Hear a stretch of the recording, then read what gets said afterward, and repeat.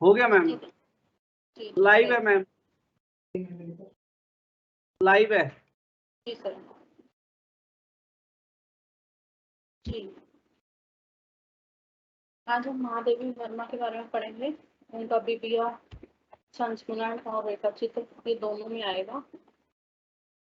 ये जो बिबिया है ये संस्मरण और रेखाचित्र दोनों की ही परिधि में गिना जाएगा, क्योंकि इसके अंदर संस्मरण की भी विशेषताएं हैं और रेखाचित्र की भी विशेषताएं हैं। तो महादेवी वर्मा छायावादी रचनाकार है, तो काफी महत्वपूर्ण रचनाकार है। तो इनके बारे में जान पढ़ते हैं। लेखन परिचय। महादेवी वर्मा सुप्रसिद्ध कवित्री होने के साथ साथ उत्कृष्ट कोटि की गद्य लेखिका भी हैं। छायावाद में प्रसाद पंत और निराला के साथ इस युग का महत्वपूर्ण स्तंभ होने के नाते इन्होंने अपनी एक अलग पहचान बनाई है। छायावाद आपने पढ़ा होगा, तो छायावाद के बारे में आपको पता होगा कि 4 स्तंभ हैं छायावाद के: जयशंकर प्रसाद, सूर्यकांत त्रिपाठी निराला, सुमित्रा नंदन पंत और महादेवी वर्मा। तो ये 4 स्तंभ हैं, 4 लेखक आते हैं छायावाद में। तो महादेवी वर्मा छायावादी रचनाकार हैं। कविता के साथ साथ गद्य की निबंध, आलोचना, संस्मरण और रेखाचित्र जैसी विधाओं में इनका उल्लेखनीय योगदान है। जो महादेवी वर्मा है, इन्होंने गद्य की अन्य विधाओं में भी अपना लेखन किया है, जिसमें आलोचना आती है, संस्मरण आता है, रेखाचित्र आता है, निबंध आते हैं। और ये सब आपको पता होगा कि आलोचना किसको कहते हैं, संस्मरण किसको कहते हैं, रेखाचित्र किसको कहते हैं। जब आपने साहित्य का इतिहास पढ़ा होगा, तो मैडम ने आपको इससे पहले जो आपका आधुनिक काल चल रहा था, उसमें आपको बताया होगा कि ये सब क्या क्या होते हैं। ठीक है, तो हम उस पर बात ना करके हम अपना लेखन परिचय करते हैं। महादेवी वर्मा का जन्म 26 मार्च 1907 को उत्तर प्रदेश के फर्रुखाबाद जिले के एक संपन्न एवं कला प्रेमी परिवार में हुआ। इनकी आरंभिक शिक्षा इनकी माता श्रीमती हेमरानी की देखरेख में हुई, लेकिन बाद में इन्होंने प्रयाग विश्वविद्यालय से बीए तथा संस्कृत में एमए की उपाधि प्राप्त की। जब हम लेखन परिचय में बताएंगे महादेवी वर्मा के बारे में, तो पहले हम सबसे पहले बताएंगे कि ये छायावादी रचनाकार है और इन्होंने गद्य की अन्य विधाओं में भी अपना लेखन कार्य किया है, जिसमें बताया ऊपर आलोचना, निबंध, संस्मरण, रेखाचित्र ये सब आते हैं। साथ में फिर आप इनका जन्म बताएंगे कि 26 मार्च 1907 को उत्तर प्रदेश के फर्रुखाबाद जिले में हुई थी। और दूसरा फिर आप इनकी पढ़ाई बताएंगे कि इन्होंने प्रयाग विश्वविद्यालय से बीए और संस्कृत में एमए की उपाधि प्राप्त की थी। ठीक है, और इन्हें कौन कौन से अवार्ड मिले थे ये भी आप बताएंगे। और साथ में इनके बारे में थोड़ा सा और बताएंगे कि ये किस पद पे कार्य कर रही थी और इनका जीवन कैसा था। ठीक है, तो ये थोड़ी सी कुछ लाइनें होती हैं जो मैं हर कहानी या उपन्यास के बारे और नाटक से पहले लेखक के बारे में बताती हूँ। तो बताने का मेन मेरा उद्देश्य यही रहता है कि आपको लेखक के बारे में पता रहे। तो यहाँ पर कुछ लाइनें होती हैं, वो स्पेशली लिखनी ही पड़ती है। अगर आप लिखेंगे तो काफी अच्छा आपको उत्तर आपका बन जाएगा एग्जाम में। ठीक है, माता पिता का नाम ना भी लिखे तो भी कोई बात नहीं, लेकिन इनकी पढ़ाई लिखाई और इनका जन्म और इनको कौन से पुरस्कार मिले हैं ये सब आपको पता होना चाहिए। ठीक है, तो अब एमए संस्कृत में एमए की उपाधि प्राप्त की। इनकी प्रतिभा का ही प्रतिफल रहा कि बाद में इसी प्रयाग महिला विद्यापीठ की प्रथम प्राचार्य के रूप में इनकी नियुक्ति हुई। ठीक है, प्रथम प्रधानाचार्य बनी थी ये महिला विद्यापीठ की, जिसमें ये पढ़ाई कर रही थी, उसी में ही इनको आगे चल के प्रधानाचार्य बनी और अपनी योग्यता के कारण इसी विद्यापीठ की कुलपति के पद का दायित्व भी निभाया। बाद के कई वर्षों तक चांद पत्रिका का संपादन किया। तो आप यहाँ पर बताएंगे कि महादेवी वर्मा ने एक पत्रिका की जो चांद पे इनका संपादन किया था। महादेवी वर्मा ने अपना पूरा जीवन काल साहित्य और कला के प्रति समर्पित कर दिया। साहित्य के जीवन में आने से पहले ही उनका भारतीय दर्शन शास्त्र में उपनिषदों के प्रति गहरा लगाव रहा। इसी तरह उनकी रचनाओं में अध्यात्म और रहस्यवाद प्रवृत्तियों के रूप में उभर कर आए हैं। ठीक है, अब आप यहाँ पे ये जरूर बता दीजिएगा कि महादेवी वर्मा की जो रचनाएं हैं वो अध्यात्म तत्व और रहस्यवाद, ये दो महत्वपूर्ण प्रवृत्तियां इनके साहित्य में उभर कर सामने आते हैं। और क्यों आए हैं? क्योंकि इनका जो झुकाव था, गहरा लगाव था, वो दर्शन शास्त्र और उपनिषद के प्रति था। छायावाद में इनका रहस्यवाद किसी अन्य कवि से कहीं अधिक उत्तम है। इनकी साहित्य साधना पर इन्हें अनेक मान सम्मान और पुरस्कार मिले। मुख्य रूप से नीरजा इनकी काव्य रचना है, उस पर इन्हें केसरिया पुरस्कार मिला था। और यामा पर मंगला प्रसाद पारितोषिक मिला था। यामा में इनकी 4 काव्य संकलित है, जिसमें आता है निहार, रश्मि, नीरजा, सौंदर्य। ये सब यामा में संकलित। तो ये बताने की जरूरत नहीं है, ये मैंने आपको ऐसे बता दिया। लेकिन यामा पर कौन सा पुरस्कार इन्हें मिला था? मंगला प्रसाद पारितोषिक का। और इसी कृति पर यानी यामा पर भी इन्हें ज्ञानपीठ पुरस्कार मिला था 1983 में। और 1956 में पद्म भूषण सम्मान मिला था। उत्तर प्रदेश सरकार द्वारा भारत भारती सम्मान तथा विधानसभा की सदस्यता बनना आदि सम्मान उनकी प्रतिष्ठा के परिचारक हैं। 80 वर्ष की आयु में छायावाद की सशक्त कड़ी महादेव वर्मा का 11 सितंबर 1987 को देहांत के साथ स्वर्णिम साहित्यिक युग का भी अंत होगा। ठीक है, तो ये छोटा सा जीवन परिचय है जो काफी महत्वपूर्ण है। तो इसमें आप ये सब बता देंगे जो मैंने बताया है, उनके पुरस्कार, इनका जीवन काल, इनका किसके प्रति कौन से साहित्य के प्रति इनका झुकाव था, और इनकी रचनाओं में हमें क्या देख रचनाएं हैं। निहार, रश्मि, नीरजा, सौंदर्य, यामा। यामा जो है वो 4 काव्य का संकलन है, जिसमें निहार, रश्मि, नीरजा, सौंदर्य गीत आते हैं। बाकी दीपशिखा, संदधि और परिक्रमा भी इनकी रचनाएं हैं। संस्मरण और रेखा चित्र में आते हैं अतीत के चलचित्र, स्मृति की रेखाएं, श्रृंखला की कड़ियां, पथ के साथी, क्षणता की आस्था तथा अन्य निबंध, दृष्टबोध, संभाषण, भारतीय संस्कृति के स्वर, संकल्पिता। अनुवाद में आ जाता है सप्तवर्ण की विशेषताएं आ जाती हैं।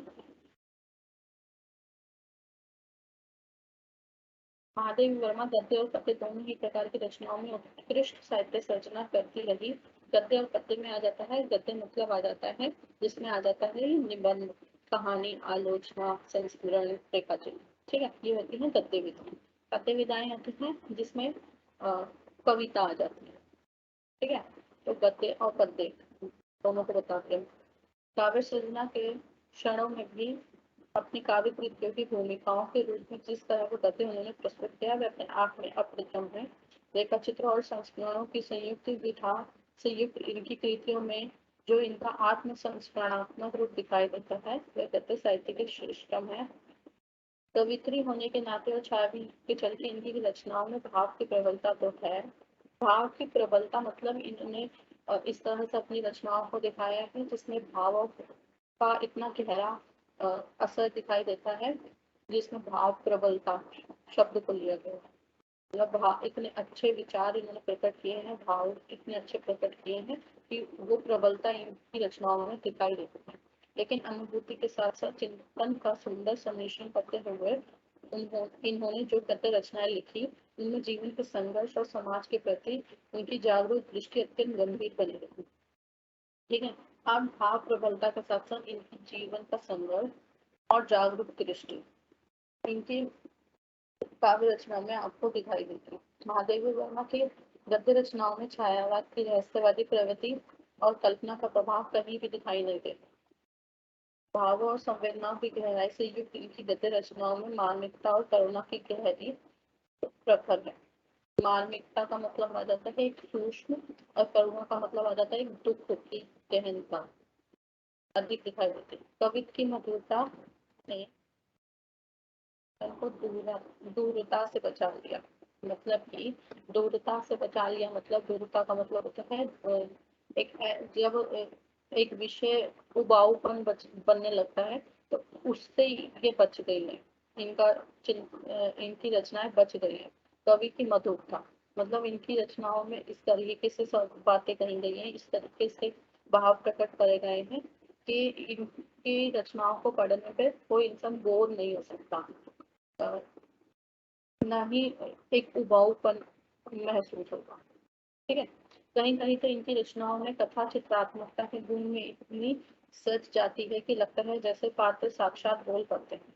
मतलब कि इन्होंने इस तरीके से अपने रचनाओं को व्यक्त किया है, अपनी काव्य को इस तरीके से इन्होंने चित्रात्मक रूप में दिखाया है कि पाठक पढ़ने वाला ही इतना अपने आप को उसमें लीन हो जाता है कि उसको लगता है कि वह स्वयं ही इस चीज को बोल रहा है।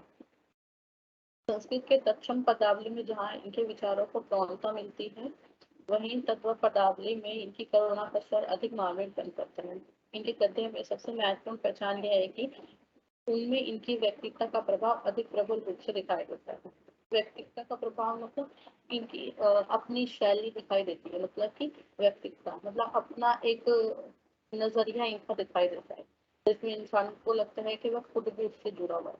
माधव वर्मा की गद्य शैली में उनकी मौलिक प्रतिमा का सहज ज्ञान होता है। यामा और दीपशिका जैसे काव्य संग्रह की भूमिकाएं निसंदेह हिंदी गद्य की श्रेष्ठतम रूप है। अनुभूति, कल्पना और चिंतन का जैसे संश्लिष्ट प्रभाव महादेव वर्मा की गद्य रचनाओं में दिखाई देता है। किस किस चीजों का जोड़, मतलब संश्लिष्ट मतलब होता है जुड़ा हुआ, अनुभूति भी उनमें दिखाई देगी, कल्पना भी दिखाई देगी और चिंतन, ये तीनों जैसे एक दूसरे से जुड़े हुए दिखाई देते हैं इनकी रचनाओं में। वैसा प्रभाव हिंदी के गिने चुने रचनाकारों की रचनाओं में दिखाई पड़ता है। इनका विशेष कारण महादेव वर्मा की अद्वितीय गद्य शैली है। इनकी गद्य शैलियों में जो मुख्य बातें आती हैं वो तीन ये हैं: कलात्मक गद्य रूप, चिंतन युक्त विवेचनात्मक गद्य रूप, ओज प्रदान विचारात्मक गद्य रूप। अब ओज प्रधान क्या होता है? ओज मतलब होता है चमक, एक तेज, मतलब इनकी विचारों में इतनी चमक, इतना तेज दिखाई देता है। इस रूप में इन्होंने अपनी बातों को व्यक्त किया है, एक चमक, एक तेज के साथ। ओज प्रधान शब्दों का प्रयोग किया है, मतलब एक ऐसे शब्दों का प्रयोग किया है जो पाठक के मन में एकदम से गहराई तक जाते हैं। महादेव वर्मा के कलात्मक गद्य रूप के अंतर्गत इनकी गद्य रचनाओं में चित्रण की प्रधानता है। ऐसी रचनाओं में महादेव वर्मा ने अपने पात्रों की मनन स्थितियों का अंतरण और बाह्य निरूपण किया है, मतलब कि पात्रों की मनन स्थिति में का आंतरिक रूप और बाहरी रूप दोनों को व्यक्त किया है। इसके अंतर्गत लेखिका ने व्यक्ति मन की भावनाओं को कलात्मक रूप प्रदान करते हुए ने साकार किया है। मन की विभिन्न प्रतिक्रियाओं और भाव वेगों की इस कलात्मक अभिव्यक्ति में महादेव वर्मा को सफलता मिली।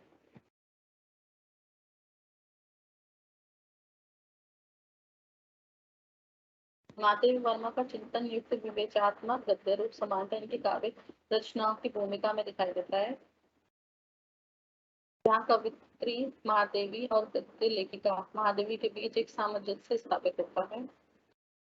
यहाँ पर इनका जो चिंतन रूप है वो इनका जो गद्य रूप है, गद्य रूप में महादेवी ने जो रचनाएं करी है, और कवित्री के रूप में, मतलब कहा उसमें कविता में जो महादेव वर्मा है उनमें एक जुड़ाव सा दिखाई देता है। उनका चिंतन का स्वर इस तरीके का है कि दोनों ही चीजें जुड़ी हुई दिखाई देती है। लेखिका अपनी कविता की दार्शनिकता और रहस्यपन कृतियों की भूमिका में विचार करती हैं। इस वैचारिकता में महादेव वर्मा की चिंतन दृष्टि अत्यंत गहरी है। तो आप यहाँ पर क्या बताएंगे कि चिंतन युक्त है, ठीक है, औच प्रधान इनका है गद्य रूप और कलात्मक, तो ये तीन चीजें भी आप याद रख लें। मुख्य रूप से महादेव वर्मा का औच प्रधान विचारात्मक गद्य रूप उनके संस्मरण और रेखा चित्रों में दिखाई देता है। चिंतन युक्त किस में दिखाई देता है? काव्य रचनाओं में। औच प्रधान किस में दिखाई देता है? संस्मरण और रेखा चित्रों में। ठीक है, पुरुष प्रधान समाज में नारी की दयनीय स्थिति और उस पर पुरुष समाज के प्रति अत्याचारों की मार्मिक अभिव्यक्ति महादेव वर्मा के संस्मरण और रेखा चित्रों में अभिव्यक्ति हुई। रेखा चित्र और संस्मरण पर उन्होंने क्या विषय लिया है? नारी की दयनीय स्थिति पुरुष प्रधान समाज में और उसके ऊपर बढ़ते हुए अत्याचार। ठीक है, और ऊपर जो इनका काव्य आया है उसमें क्या लिया है? दार्शनिकता और रहस्यवाद। ठीक है, इनके इन गद्य रचनाओं में व्यंग्य के कारण महादेव वर्मा का गद्य औच प्रधान बन गया। सामाजिक विषय होने के कारण इन संस्मरणों और रेखा चित्रों में महादेव वर्मा की पैनी दृष्टि इन्हें उत्कृष्ट बना देती है। उत्कृष्ट का मतलब हो जाता है श्रेष्ठ, मतलब कि एक महत्वपूर्ण तरीके, एक श्रेष्ठ बना देती है उनकी सामाजिक विषयों पर इनकी जो दृष्टि है। महादेव वर्मा के गद्य की एक अन्यतम विशेषता यह है कि इनका गद्य मानवीय अनुभूति की मार्मिकता को शब्दों के माध्यम से इस प्रकार से अभिव्यक्त करता है। मानवीय अनुभूति की मार्मिकता, इसका मतलब होता है मानव की जो अनुभूति है, उसका जो एक वो जो महसूस करता है, उसकी वो जो गहराई है, मार्मिकता मतलब उसकी गहराई, ठीक है, मनुष्य की गहराई जो वह महसूस करता है अपने मन में, ठीक है, वो इनकी गद्य की विशेषता रही है। शब्द साक्षात चित्र का रूप धारण कर लेते हैं। महादेव वर्मा ने अपनी कवित्व शक्ति में विद्वान कोमलता और मधुरता से अपने गद्य को शुष्क होने से बचा लिया। मतलब कि उनके जो गद्य हैं, उनकी जो रचनाएं हैं, उसमें कोमलता और मधुरता दोनों का मिश्रण है, इसलिए उनकी जो रचनाएं हैं या फिर गद्य का रूप है वो अजीब सा शुष्क रूप नहीं लेता, मतलब ऐसा बोरियत सा नहीं लगता। इनके संस्मरणात्मक रेखा चित्रों में आत्मीय संबंधों की संपृक्तता का अद्वितीय स्वरूप ही उनके गद्य को श्रेष्ठ बनाता है। इसलिए महादेव वर्मा के गद्य में इनका निजी व्यक्तित्व उनकी गद्य साहित्य की प्राण शक्ति है।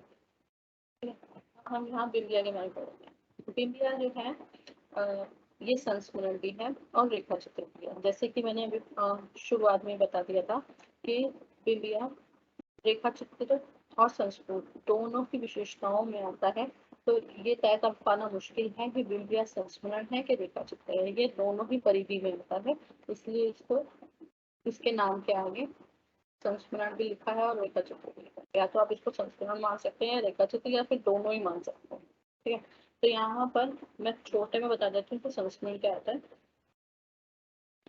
संस्मरण में स्मृतियों के सारे जीवन को विशेष प्रभावित करने वाली घटनाओं, वस्तुओं अथवा व्यक्ति को पुनः स्मरण कर लिपिबद्ध किया जाता है। इसका मतलब ये है कि संस्मरण हम किसी को याद करते हुए लिखते हैं, ठीक है।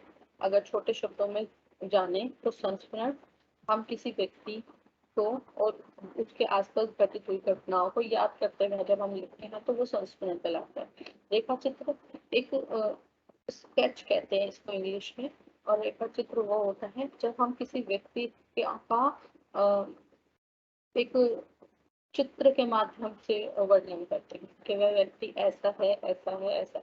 ये दोनों मिले जुले माने जाते हैं कि हम एक संस्मरण होता है कि किसी व्यक्ति को याद करके भी लिखते हैं, और रेखा चित्र भी उसी के समान रूप से होता है, लेकिन रेखा चित्र में उस व्यक्ति का भाव कैसे थे, उस व्यक्ति वो दिखता कैसा है, सिर्फ उन चीजों को ध्यान केंद्रित किया जाता है। लेकिन संस्मरण में पिछली यादों को, जैसे लिखा घटना वस्तुओं को ऐसे याद करते हुए अगर हम लिखें किसी के बारे में तो वो संस्मरण कहलाएगा। किसी की यादों को या पिछली बातों को या भूतकाल में अगर हम किसी से मिले हैं तो उस चीजों को अगर हम याद करके लिख रहे हैं तो वो होगा संस्मरण। रेखा चित्र होगा अगर हम किसी एक खास इंसान पर अपने अपना लेखन कार्य करते हैं और उसके बारे में वो कैसा है, उसका स्वभाव कैसा है, वह दिखता कैसा है, उसकी आंखें, उसकी नाक, उसका चेहरा, उसका शरीर, अगर इन सबको एक स्केच बनाते हुए हम बता रहे हैं तो ये हो जाता है रेखा चित्र, ठीक है।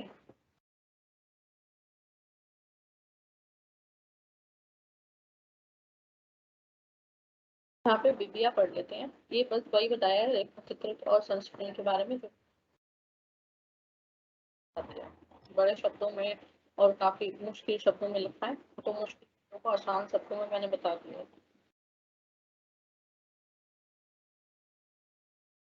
क्या पढ़ लेते हैं अब हम बिबिया। महादेवी वर्मा अपने यहाँ काम करने वालों से प्रेम और स्नेह का व्यवहार रखती थी, इसी कारण उनके सभी सेवक लंबे समय तक उनके यहाँ काम करते थे। यहाँ महादेवी वर्मा ने बिबिया एक लड़की है उसके बारे में अपना संस्मरण अर्थात रेखा चित्र को प्रस्तुत किया है, जिसमें लेखिका स्वयं भी मौजूद है इस पूरे सार में, मतलब इस संस्करण और रेखा चित्र में वह स्वयं भी मौजूद है और होता भी है इंसान। अगर हम किसी की याद में लिख रहे हैं तो जिनके साथ हमने अपने समय बिताया होता है, और अगर हम उसकी बातों को बता रहे हैं तो उसमें हम भी मौजूद हैं। ठीक है, तो ऐसे ही लेखिका भी यहाँ मौजूद है और लेखिका बता रही है विद्या के बारे में। उनके शहर की धोबी उन्हें जीजी यानी कि दीदी और उनका लड़का दमड़ी मौसी जी कहकर पुकारते थे। वैसे तो इस समाज में छोटे काम करने वाले लोग अपने मालिकों को इस तरह से संबोधन करें तो उन्हें गृहस्था कहा जाता है। गृहस्था मतलब अपमान। ठीक है, अपमान कहा जाता है कि अपने मालिकों को ऐसे रिश्ते नातों के नाम से पुकारा है। लेकिन लेखिका को ऐसा कभी नहीं लगा, उन्हें वह अपने संस्कार का कारण माने। मतलब लेखिका को अगर कोई जीजी या मौसी जी कह रहा है, अगर उनसे छोटा कोई काम करने वाला या उनसे छोटी जाति का कोई इंसान है तो भी उन्हें बुरा नहीं लगा और उनके साथ अपना एक मिलनसार व्यवहार भी रखती है, घर परिवार जैसा। लेखिका के यहाँ काम करने वालों में धोबी, नाई, ग्वालिन आदि सभी थे। सभी के साथ उनका आत्मीय व्यवहार था। इसलिए धोबी हट करके प्रतिदिन लेखिका के कपड़ों को धोने के लिए ले जाता। नाइन रोज तेल उपटन से उनकी स्नान प्रक्रिया के विधान पूरा करती और ग्वालिन स्वयं अपने हाथों से उन्हें मक्खन खिलाने में घंटों बिता देती। रम्मो मालकिन ने ही उसे फूलों को सजाने की शिक्षा दी थी। एक परिवार के नातिन या पोतिन होकर भी लेखिका सारे गांव की थी। लेखिका के परिवार और उसके गांव के बीच का यह स्नेह संबंध कई पीढ़ियों का निर्वाह कर चुका था। मतलब कि यहाँ पर लेखिका के बारे में थोड़ा सा, लेखिका ने अपने बारे में थोड़ा सा बताया है कि उसका संबंध किसके साथ कैसा कैसा था, कैसे स्नेहपूर्ण संबंध था, कैसा मिलनसार और आत्मीय संबंध था, और कैसे सब जोर जबरदस्ती करके उसके साथ प्यार मोहब्बत लाड करते थे। इसी स्नेह संबंध का परिणाम है कि एक लंबे समय के बाद भी लेखिका के पास एक ही सेवक, एक ही ग्वाला, एक ही धोबी और एक ही तांगे वाला था। दमड़ी की धोबी माँ भी लेखिका के विद्यार्थी काल से ही उसके कपड़े धो रही थी। वह धोबी का दुर्भाग्य की बात ही उसके कई बच्चे जन्म के बाद से ही जीवित नहीं रह पाते थे। इस कारण उसने दमड़ी जन्म के बाद एक दमड़ी में अपनी पड़ोसन को बेच दिया। इस और छठी के दिन उसे 5 में खरीद लिया। यह विधाता की भी कृपा थी कि धोबिन का यह बच्चा बच गया। दमड़ी में बेचने खरीदने के कारण उसका नाम दमड़ी लाल रख गया। यहाँ पर धोबिन के बारे में थोड़ा सा लेखिका ने बताया है कि एक धोबिन थी, उसके कई बच्चे मर जाते थे, तो उसने अपना एक जो लड़का हुआ उसको अपनी पड़ोसन के हाथों किसी दमड़ी को बेच दिया था, और वहाँ उसकी छठी वाले दिन उसको वापस अपने 5 रुपए में खरीद लिया था। और इस बेचने और खरीदने में ही उसका नाम दमड़ी लाल पड़ गया, क्योंकि वो एक दमड़ी को बेच दिया गया। ठीक है, यहाँ पे लेखिका ने इन धोबी की कहानी बताई है जो उस जीवन काल में आए थे। तो से इस परिवार में सेवा का काम कर रहे थे, इसलिए इस परिवार के साथ उनका लगाव भी अधिक हो गया था। अक्सर दमन भक्तिन से चाय और चबेना तक मांग लिया करता था। भक्तिन भी उसका इस चिढ़ाई पर गुस्सा होकर उसे उत्तरी कलाई वाले मुरादा वाली क्लास में ही चाय देती। धुलाई के लिए कम कपड़े होने पर अक्सर धोबिन और दमड़ी लेखिका के साथ कपड़ों को भी धोने के लिए ले जाते थे। लेखिका को यह बात चुभती थी, लेकिन ना जाने वह इसका विरोध नहीं कर पाती थी। इसी विषय में सोचते सोचते लेखिका के मन में बिबिया और उसकी माई की याद आई। अब यहाँ से लेखिका बिबिया के बारे में बताना शुरू करती है कि बिबिया कौन है, क्या है और उसका जीवन कैसा रहा। ठीक है, तो यहाँ से संस्मरण रेखा चित्र से शुरू होता है। ये भी संस्मरण और रेखा चित्र का हिस्सा ही है, लेकिन बिबिया जो एक नाम दिया गया है उसके बारे में यहाँ से शुरू होगा। बिबिया की माँ के शरीर पर लगे चोटों के निशान और उसके चेहरे पर उभरी विवशता से लेखिका को सहज ही अनुभव हो गया था कि उसका जीवन अत्यंत दयनीय रहा। शराबी और झगड़ालू पति के अत्याचारों के बावजूद भी वह इस अभावग्रस्त जीवन पूरी जी रही थी। उनकी बेटी बिबिया जब तब लेखिका के घर चली आया करती। उसकी माँ लेखिका को दिदिया कहती थी और बिबिया मौसी थी। बिबिया अपनी जाति के अन्य लोगों के समान सावली न होकर गए हुए रंग थी। उसका स्वभाव हंसमुख था, जल्दी और शरीर सुडौल व गठीला। उसे देखकर उसे तो भी समझना कठिन था। वह अत्यंत परिश्रमी थी। वह दादी के हाथ से झाड़ू खींचकर सारे घर को साफ करती थी। भाभी के हाथ से लोई छीनकर रोटी बनाने बैठ जाती। भाई के हाथ से इस्त्री छुड़वाकर वहां सारे कपड़े इस्त्री करने लगती। उसमें दोष इतना था कि वह अभिमानी थी। उसके अच्छे कपड़े का बहुत शौक था। 5 वर्ष की उम्र में ही उसका विवाह कर दिया गया था, लेकिन होने से पहले ही उसके पति की मृत्यु हो गई। उसका बड़ा भाई कन्हई, जो जमुना पार देहात में रहता था, उसने अपनी बहन बिबिया के लिए इस पार शहर में उसकी शादी के लिए धोबी। कन्हई ने बिबिया की शादी धूमधाम से कर दी। नई ससुराल पहुंचने के बाद बिबिया कई महीनों तक दिखाई हुई थी। अचानक कुछ महीने के बाद एक दिन बिबिया मैले कुचाले कपड़े पहने लेखिका के सामने आ खड़ी। उसने चेहरे पर छाइयां पड़ गई थी, शरीर दुर्बल जान पड़ता था, किंतु उसका चेहरा और आंखें पूरी तरीके से भावहीन थी। उसकी घरवाले ने उसे घर से निकाल दिया था। लेखिका को लगा कि उसकी चरित्रहीनता के कारण ही उसके पति ने उसे घर से निकाला होगा, लेकिन उसकी दादी ने उसे पता चला कि शादी की पहली ही रात रमेश शराब पीकर घर आया। बिबिया उसके लिए खाना बनाकर उसकी प्रतीक्षा कर रही थी। रमई ने आते ही बिबिया को घृणास्पद बातें कही। एक तो वैसे ही बिबिया तेज स्वभाव की थी। उसको शादी की पहली ही रात पति से मिले अपमान के कारण बिबिया अपना आपा खो बैठी और उसने अपने पति को चुल्लू भर पानी में डूब मरने को कहा। इस पर रमई ने स्वयं को अपमानित महसूस किया और तुरंत बिबिया से कहा कि एक को तो तूने खा लिया और अब सती सीता बन। क्रोध में बिबिया ने रमई पर चिमटा फेंक मारा। अपने को बचाने की कोशिश में रमेश शराब के नशे में ही औंधे मुंह गिर गया। बिबिया अंदर की कोठरी में चली गई और अंदर से ही दरवाजे को बंद कर दिया। सुबह जब उसने दरवाजा खोला तो रमई तब तक जा चुका। फिर तो ऐसा रोज होने लगा। रमई को शराब के साथ साथ जुए का भी शौक था। उसके सभी साथी मोची, जुलाहा, तेली आदि जुए पर दांव लगाए होते थे। दांव पर लगाने वाली वस्तुओं में कपड़ा, जूता, रुपया, पैसा, बर्तन आदि सब कुछ होता। कोई तो अपनी पत्नी की गहनी तक दांव पर लगा देता। एक दिन रमई के जुए के साथी मियाँ करीम ने रमई से कहा, तुम तो अच्छी छोकरी हथियार लाए हो, उसी को दांव पर क्यों नहीं लगा रखते। बिबिया को यह बात पता चलते देर न लगी। उस स्वाभिमानी नारी के लिए यह समाचार आग के समान था। उसी दिन करीम उसे अपने द्वार पर रख दिया। उसने सब्जी काटने वाले चाकू को उसे दिखाकर, अगर रमई ने ऐसी हरकत की तो वह उन दोनों के पेट में इस चाकू को भोंक देगी। करीम मियाँ घबरा गए। दूसरे दिन जुए के साथियों के सामने रमई से कहा कि शरीफ आदमी के घर में ऐसी खतरनाक औरत मौत को पालने के समान है। रमई को इस बात का शौक हुआ कि उसकी पत्नी की गणना सतियों में नहीं हो सकती। उस पर चाकू दिखाने वाली से वह बात और डर गया और उसने बिबिया से कहा कि वह उसे घर में नहीं रख सकता। उसके सभी दोस्तों ने इस बात में उसका साथ दिया। बिबिया घर लौट आई और हमेशा की तरह रहने लगी। भाभी के व्यंग्य उसे गहरे तक चुभते थे, लेकिन दादी के आंचल में वह अपने आंसू पहुंच लिया करती थी। अब वह पहले से अधिक काम करने लगी। सबसे पहले उठती और सबके बाद सोती। सजना संवरना उसने छोड़ दिया। कन्हई ने एक बार फिर उसका घर बसाने का प्रयत्न किया।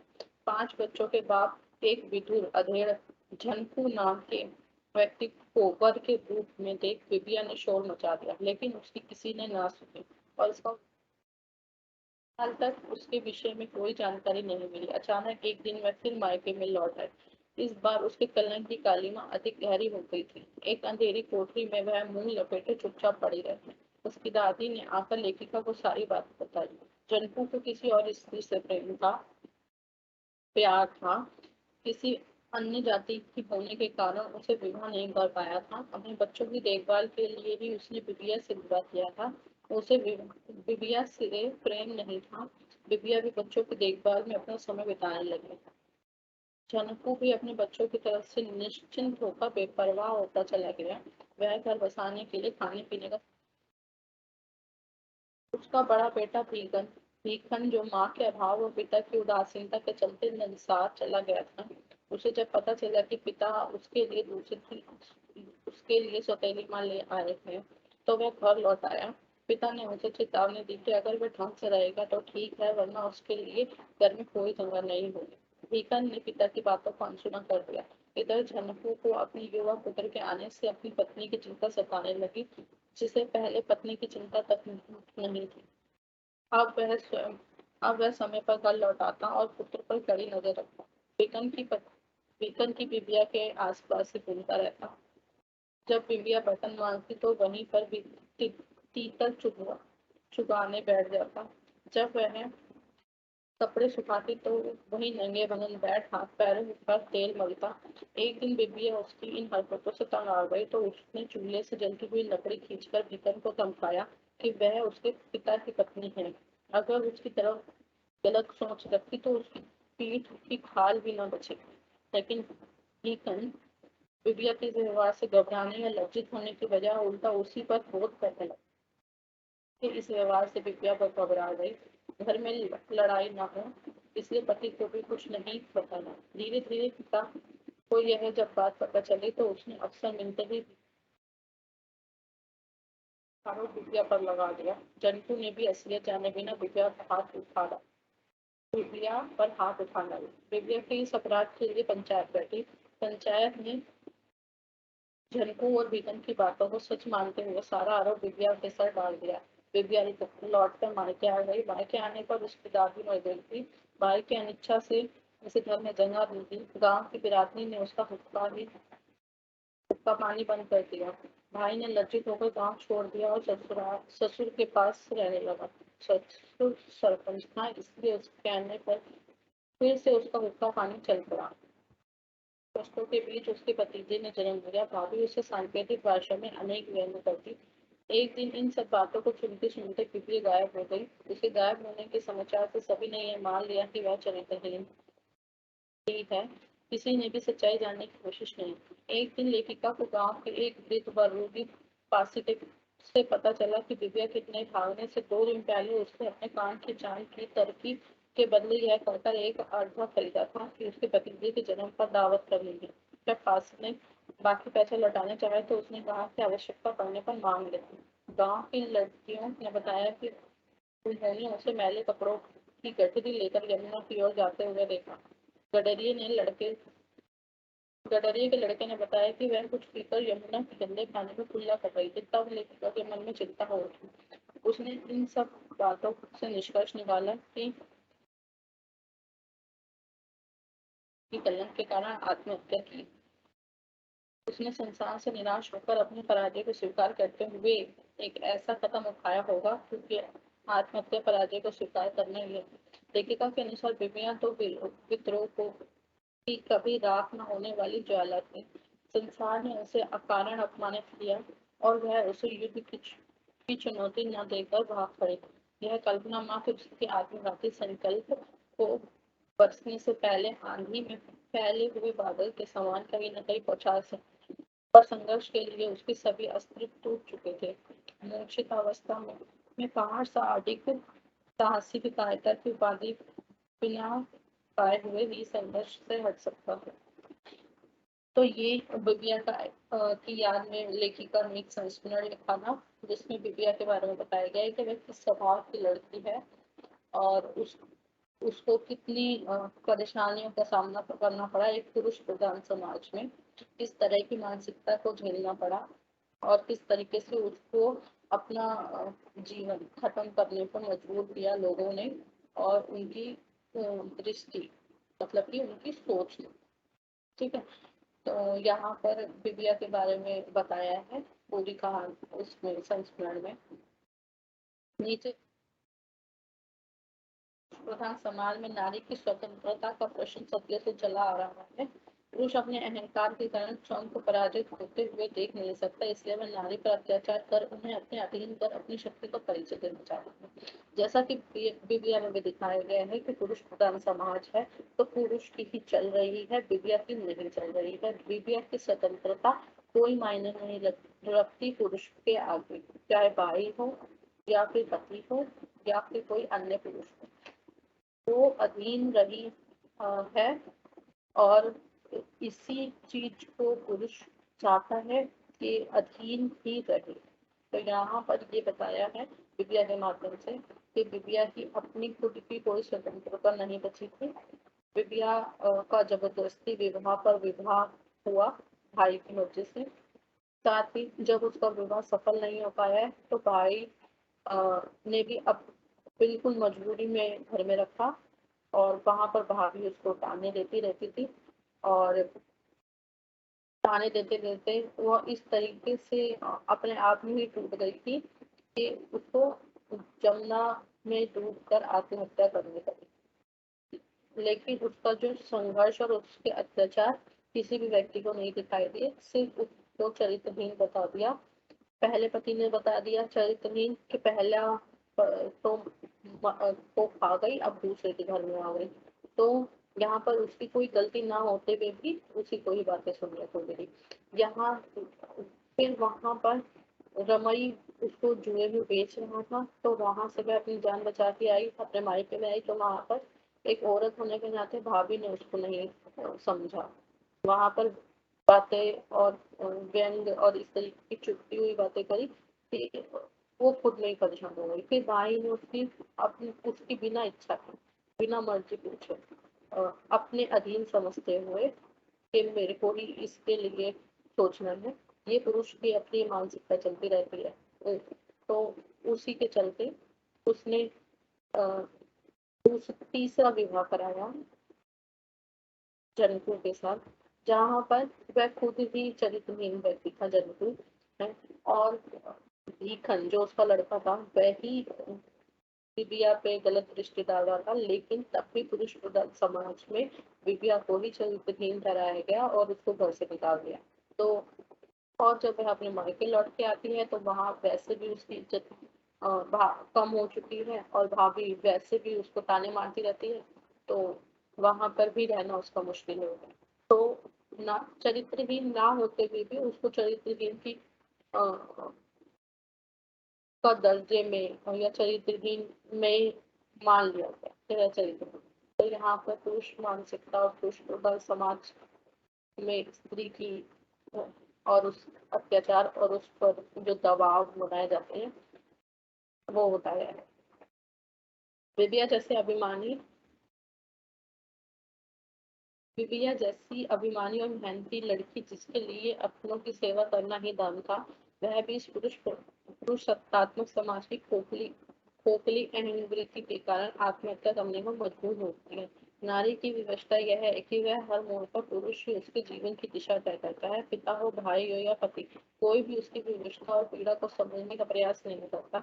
इसलिए उसकी इच्छा के बिना उसका विवाह अधेड़ उम्र के व्यक्ति के साथ कर दिया जाता है।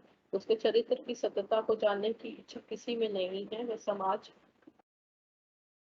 बस समाज उस पर अपना निर्णय थोप देता है। फिर भी जहाँ भाग्य के हाथों चली गई, वही पुरुष समाज में भाग्य से कहीं जीवन को छलने का षड्यंत्र किया।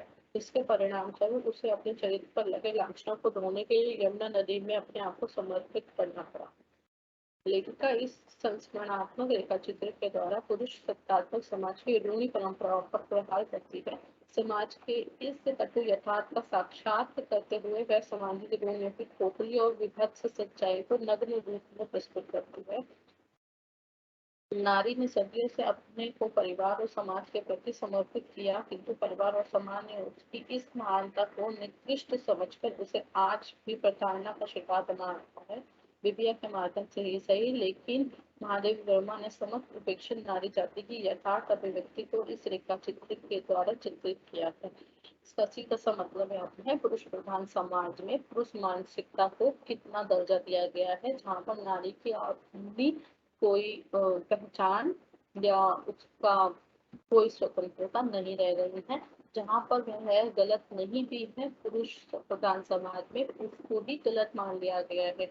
भले ही भीकन, झनकू या रमाई जैसे लोग उन्होंने उन पर अत्याचार की, गलत दृष्टि डाली, उसका शोषण किया, लेकिन फिर भी विद्या पर ही इल्जाम लगे कि वही चरित्रहीन है, वही ऐसी है वैसी है, सारी चीजें एक ही नारी को ही केंद्र में लाया गया, जबकि उसकी कोई गलती नहीं थी। तो ये महादेवी वर्मा ने अपने इस संस्मरण और रेखा चित्र में यही बताया है कि पुरुष व्यवस्थात्मक समाज में नारी की अपनी कोई स्वतंत्रता नहीं है, वह किसी न किसी के अधीन थी और अभी भी है।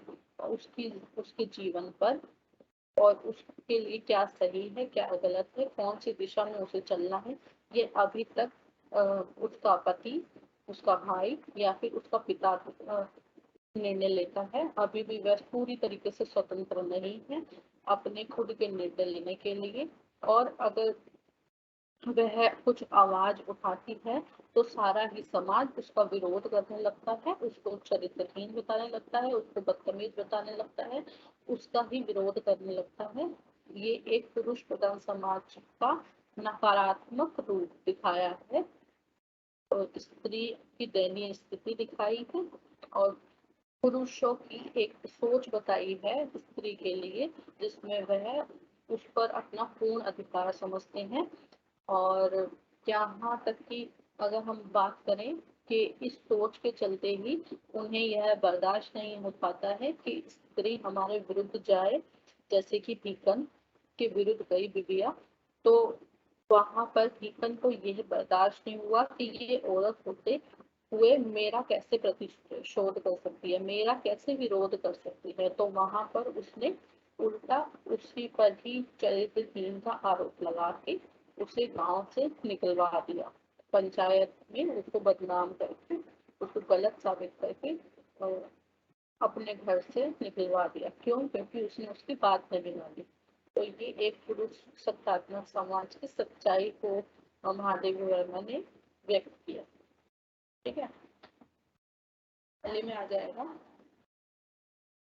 बिबिया रेखा चित्र की भाषा तत्सम प्रधान है। लेखिका ने अपने संस्कृत के तत्सम शब्दों को अधिक स्थान दिया है। तत्सम शब्द मतलब संस्कृत के शब्द। ये एक सिंपल भाषा में हमको किताब में मिला है, लेकिन अगर इसका मूल संस्करण पढ़ेंगे मुख्य जो महादेवी वर्मा ने लिखा, तो उसमें संस्कृत शब्दावली मिलेगी आपको। कवित्री होने और वह भी छायावाद की कवित्री होने के कारण इनका यह संस्करण काव्यात्मक बन पड़ा है। एक और तो इनकी तत्सम भाषा बहुल भाषा का प्रयोग लगातार प्रभावित होता रहता है, वही बीच बीच में देशज भाषा का प्रयोग इनकी प्रासंगिकता को और बढ़ाता है। बस मिठास है तुम्हारे हाथन की चीज की अब का बताई। यहाँ पर दमड़ी का संवाद है, जैसे वो चाय मांगता है तो वो जो असली वाला, जब हम बिबिया अगर पढ़ते हैं जो महादेवी वर्मा ने लिखा है, तो उसमें इन शब्दों का प्रयोग किया गया है। तब कि हम तुहार धोतिया बगुला के पंख अस उज्जल कर लाव। तो ये सब शब्द जो है ये भाषा शैली से निकल के आए हैं, जिसमें तत्सम प्रधान शब्द आ जाता है। ठीक है, तो ग्रामीण परिवेश में सन रह जाना, आग देखना न पाव, का पानी बंद होना, पलीते में आग लगाना जैसे मुहावरों का यथास्थान प्रयोग इस रेखा चित्र में अधिक प्रभावशाली बना है। ठीक है, महादेवी वर्मा की भाषा की एक विशेषता यह भी है कि सामाजिक यथार्थ पर अपने पैने व्यंग्य व्यवहारों के लिए लक्षण और व्यंजक शक्ति का सहारा लेने में पारंगत है। 3 तरह की शब्द शक्ति होती है, अभिधा, लक्षणा और व्यंजना। अभिधा होती है जिसमें सीधी बात सीधी सीधी तरीके से कही जाती है, लक्षणा होती है जिसमें थोड़ी घुमा कर बात की जाती है, और व्यंजना होती है जिसमें एक बात कही जाती है और उसके अनेक अर्थ निकलते हैं। तो महादेवी वर्मा ने जो अपने रचना करी है उसमें जो शब्द शक्ति को अपनाया है वह लक्षणा और व्यंजना है। मतलब बातों में तीखापन और बातों को थोड़ा घुमा के कहना, और एक बात बोली और उसके कई सारे मतलब जब निकल जाते हैं तो वो व्यंजना शब्द शक्ति होती है। तो इन 2 शब्द शक्तियों के सहारे उन्होंने अपनी रचनाओं में शैली का इस्तेमाल किया। विशेषकर व्यंजनात्मक शैली ने तत्कालिक ही नहीं बल्कि वर्तमान समाज में जन परंपराओं की विसंगता पर जो प्रहार किया है वह अतुलनीय है। अपनी गंभीर शैली में भी महादेवी वर्मा ने इस रेखा चित्र को सार्थक शब्द चयन से अलंकृत किया है। ऐसे चित्रोपम भाषा के कारण ही बिबिया रेखा चित्र विधा के निकट है। महादेवी की स्मृतियों में समाज के इन नारी पात्रों के प्रति करुणा का जो भाव है, उन्हें अपने चित्र शब्द चित्र द्वारा यथार्थ रूप देने के कारण महादेवी के अधिकांश रेखा चित्र केवल रेखा चित्र न रहकर संस्मरणात्मक रेखा चित्र बन जाते हैं। ठीक है, यहाँ पर ये एक अनुच्छेद दे रखा है और अनुच्छेद के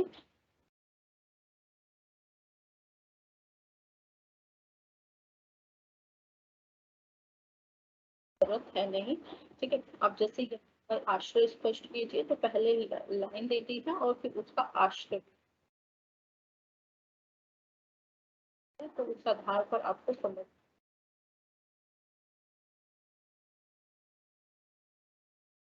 यहाँ पर जो प्रश्नों के उत्तर नहीं दिए गए हैं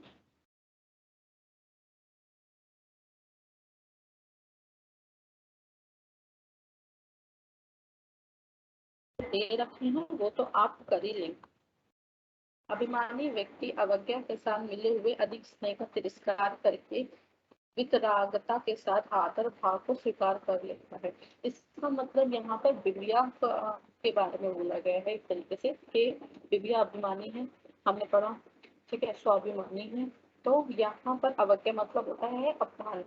तो अपमान के साथ अगर प्यार मिल रहा है तो अभिमानी व्यक्ति उसको स्वीकार नहीं करेगा, बल्कि वितरागता मतलब कि एक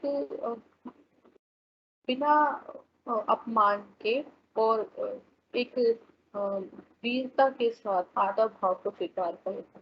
जैसे कि एक इंसान है, जैसे कि दिव्या को लेके चलते हैं तो वो स्वाभिमानी है।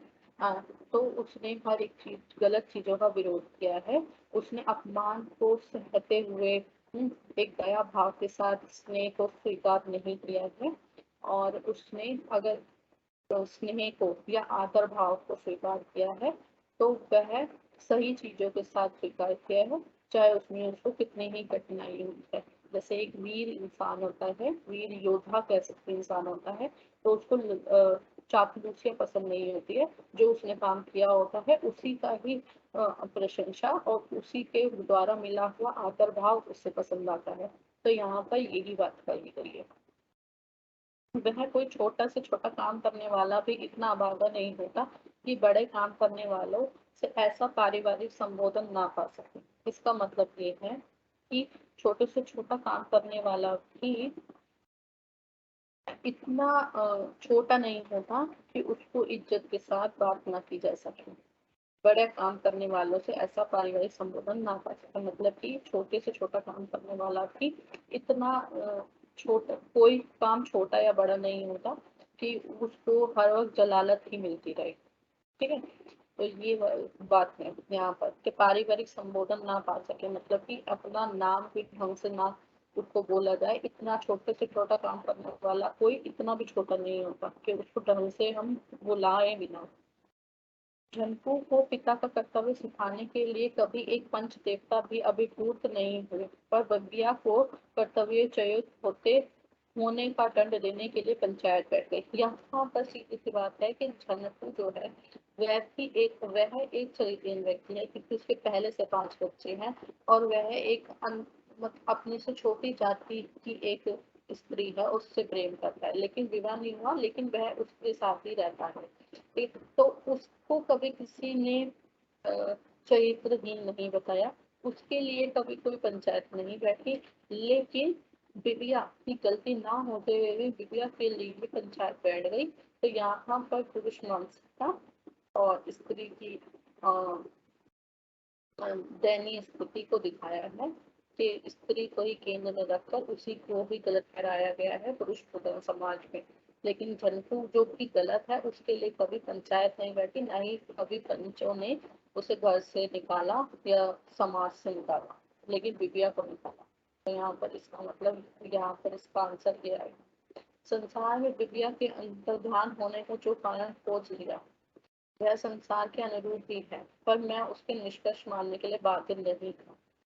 यहाँ पर लेखिका कहती है कि दिव्या के लिए ये मान लिया गया था कि वह चरित्रहीन है, इसलिए जमुना तट के में चली गई, मतलब कि मर गई।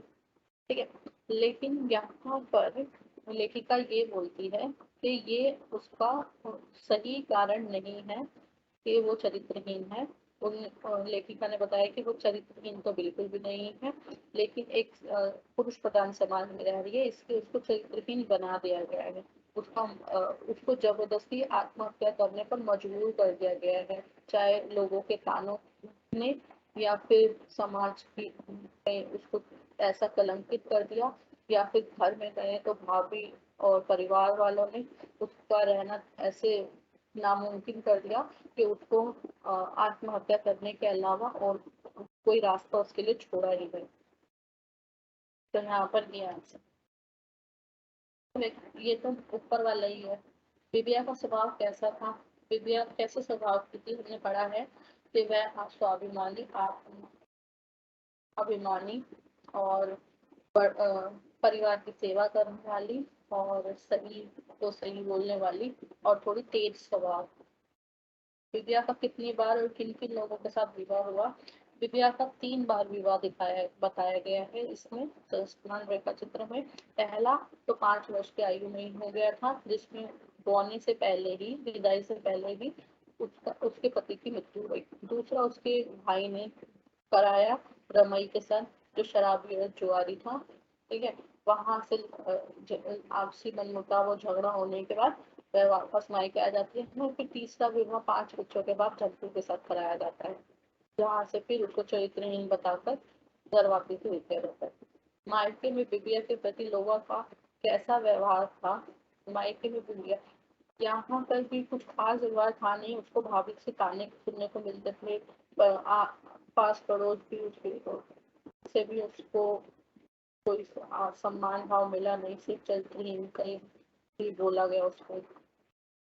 तो ऐसा कुछ खास मतलब रूढ़ व्यवहार रहा है लोगों का। कभी उसको बार बार कभी किसी के पल्ले बांध रहे हैं, कभी किसी से शादी करा रहे हैं। अचानक विवियन की गायब हो जाने से क्या अफवाह फैला? यही फैला था अफवाह कि वह एक चरित्रहीन थी, इसलिए ही वह यमुना में डूब गई, लेकिन जो कि ये गलत है। पंक्तियों के आधार पर संदर्भित कीजिए। ठीक है, रखी है। विमाता के इस अभूतपूर्व व्यवहार से पुत्र लज्जित न होकर और क्रोधित हो उठा। यहाँ पर भीकन और बिबिया का वो लाइनों को स्पष्ट किया गया है, जिसमें भीकन बिबिया को बार बार परेशान कर रहा था, जहाँ वो जा रही थी उसके इर्द गिर्द घूम रहा था, और बिबिया ने जब उसका विरोध किया तो वह उस विरोध से लज्जित नहीं हुआ, न ही डरा कि बिबिया मेरी माँ समान है, भले सौतेली है। लेकिन विमाता का मतलब होता है सौतेली या दूसरी माता जो सगी ना हो। तो यहाँ पर वो लज्जित नहीं हो बल्कि और क्रोधित हो उठा कि ये मेरे खिलाफ नारी मतलब एक स्त्री होते हुए, एक औरत होते हुए ये मुझे कैसे बोल रही है। तो वो बातों को स्पष्ट किया गया है। इस प्रकार के पुरुषों को अपनी नारी सम्मोहिनी विद्या का बड़ा गर्व रहता है। किसी स्त्री पर उस विद्या का प्रभाव न देखकर उसके दम को ऐसा घात पहुंचता है कि वे कठोर प्रतिशोध लेने के लिए भी नहीं मिल सकते। ठीक है, वही वाली बात बोली गई है कि उन्हें इस तरह की स्त्री जो आवाज उठाए ये बर्दाश्त नहीं होती है, और क्योंकि उनकी मानसिकता इस तरीके की होती है कि ये स्त्री है तो हमारे अधीन ही है। ठीक है, हम इन हमारे ही ये उसमें घर में रह रही है, या हमारे ही हम ही इनके कह सकते हैं कि अपना पूरा प्रभाव दिखाते हैं, कि अपना ही पूरा प्रभाव दिखाते हैं इस तरह का। तो ये उन्हीं चीजों को बताया है कि अगर उन्होंने जल्दी से आवाज उठाई तो वो प्रतिशोध लेने में भी नहीं हिचकिचाते, मतलब कि बदला लेने में भी वो नहीं हिचकिचाते, कि उन्हें बर्दाश्त ही नहीं होती ये बात कि स्त्री ने आवाज उठाई हमारे खिलाफ तो कैसे उठाई, चाहे वो सही बात पे उठाई हो। जैसे बिबिया ने सही बात पे भीखन के को डराया था, लेकिन भीखन को फिर भी ये बात बर्दाश्त नहीं, क्योंकि उसकी मानसिकता यही है कि मैं आदमी हूँ, वो स्त्री है, तो ये मुझे बोल कैसे सकती है।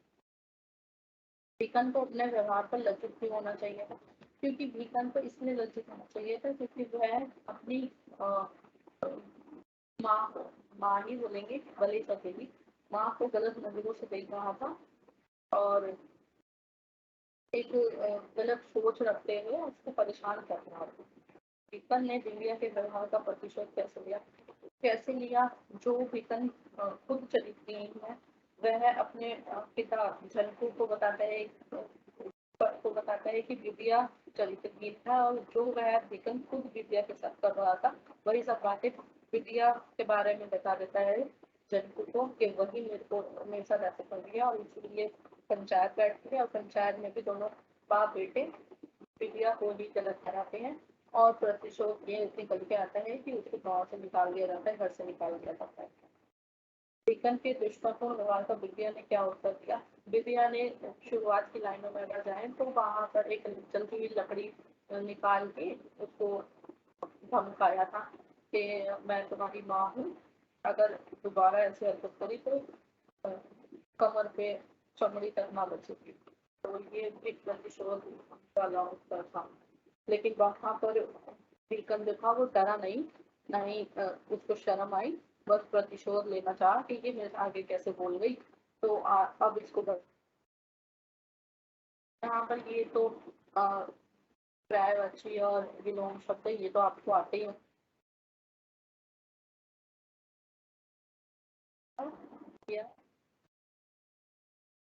ठीक है, अब अगर आपको कुछ पूछना है तो आप पूछ सकते हैं।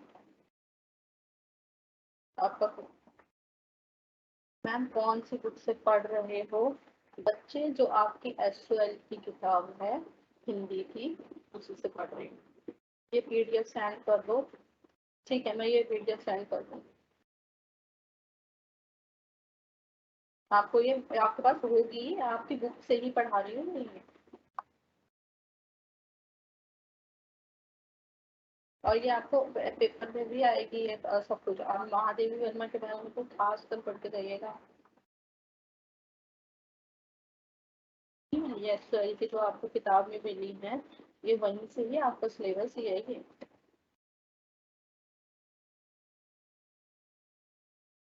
बस आएंगे जो आपको मैं पढ़ाती हूँ ब्रीफ, मैं जो पूरा ब्रीफली पढ़ा रही हूँ वो इसलिए ही पढ़ा रही हूँ क्योंकि आपको बीच में से भी आ सकते हैं, राइटर के बारे में पूछा जा सकता है, और जो कहानी उपन्यास नाटक या संस्करण रेखा चित्र जो भी मैं पढ़ा रही हूँ उसमें जो भी पात्र आ रहे हैं उनके बारे में भी पूछा जा सकता है। तो जो मैं एक एक चीज पढ़ाती हूँ उन सबको ध्यान से पढ़ा कीजिए। ठीक है, क्लास में आप बहुत कम आते हो, पूरे बच्चे आया करो ताकि आपको पूरा मैं जो चैप्टर पढ़ाती हूँ वो अच्छे से समझ में आ पाए, और उसके बाद के मैं क्वेश्चन आंसर भी कराती हूँ। तो उसमें आपको जब मैं आपको पढ़ा दूंगी और क्वेश्चन आंसर करा दूंगी तो एग्जाम में आपको किसी भी तरह की कोई दिक्कत नहीं होगी। ये वाली पीडीएफ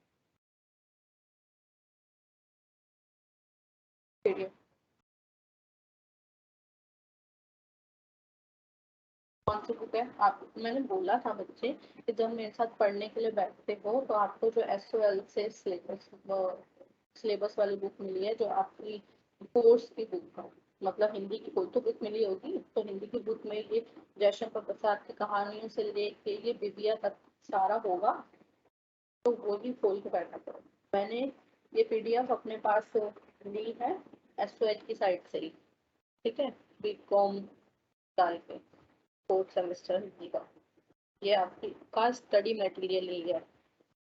इस टाइप के क्वेश्चंस आएंगे, जिस टाइप के क्वेश्चंस मैं कराती हूँ ना उसी टाइप के आएंगे। मतलब कि जैसे मैंने सारा पढ़ा दिया आपको, पढ़ाने के बाद सारी चीजें समझा दी, तो पात्रों के बारे में पूछ सकते हैं, ये कहानी या नाटक जैसे कि मैंने बताया क्यों लिखा गया है ये भी पूछ सकते हैं, राइटर के बारे में पूछ सकते हैं, और उससे जो क्वेश्चन बनते हैं पीछे जो पीडीएफ में जैसे क्वेश्चन है वैसे भी आ सकते हैं, बस भाषा चेंज हो सकती है, मतलब कि लैंग्वेज थोड़ी चेंज कर सकते हैं, बाकी सारा वैसे आएगा।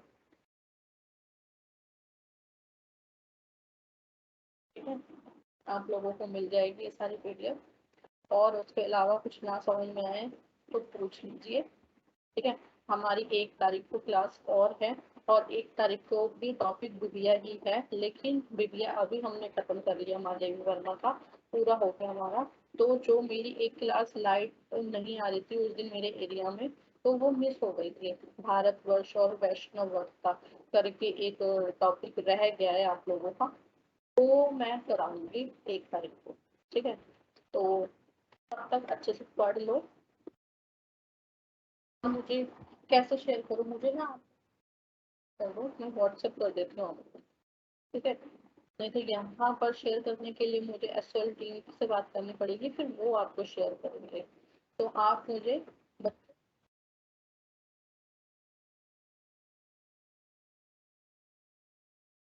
करके मैं एक बच्चे को, 2 बच्चों को पीडीएफ शेयर करूंगी, तो बाकी बच्चे आपको भेज देंगे।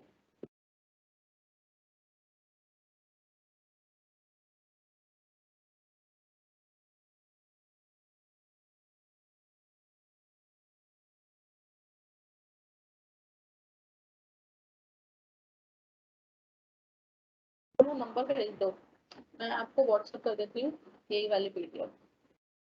ठीक है, सेम पीडीएफ व्हाट्सएप कर देती हूँ, क्योंकि यहाँ पर पहले मुझे एसएल में बोलना पड़ेगा टीम को कि सर मेरी ये वाली पीडीएफ बच्चों को शेयर कर दो, तो फिर वो आपको सेंड करेंगे। तो मैं आपको डायरेक्टली सेंड कर देती हूँ, आप मुझे अपना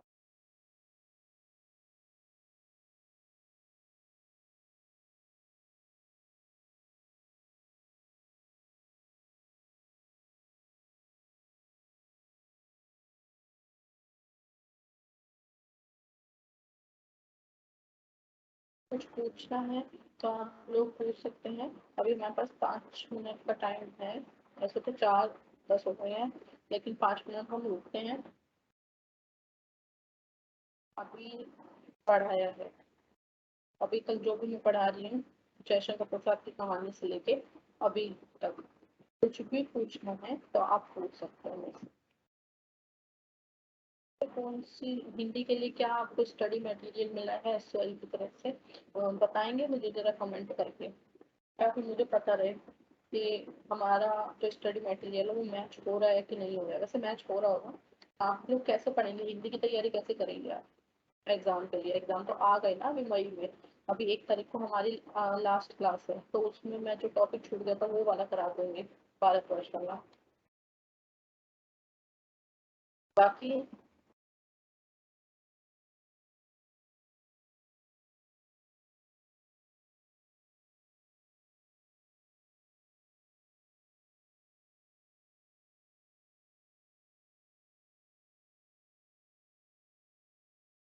मैम क्लास ओवर। जी सर, सर ये बच्चे बोल रहे हैं कि पीडीएफ शेयर करनी है। सर ये पीडीएफ कैसे शेयर करूँ मैं?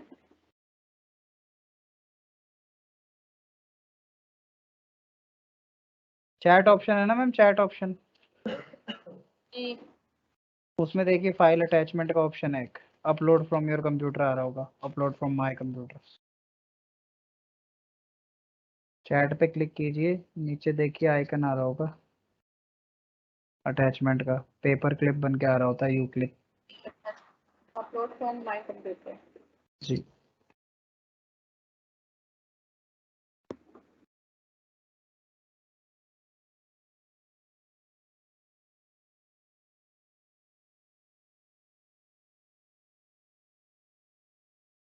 तो भाई नहीं आ रहा, चलिए कोई बात नहीं, मैं नेक्स्ट क्लास में करती हूँ अपलोड।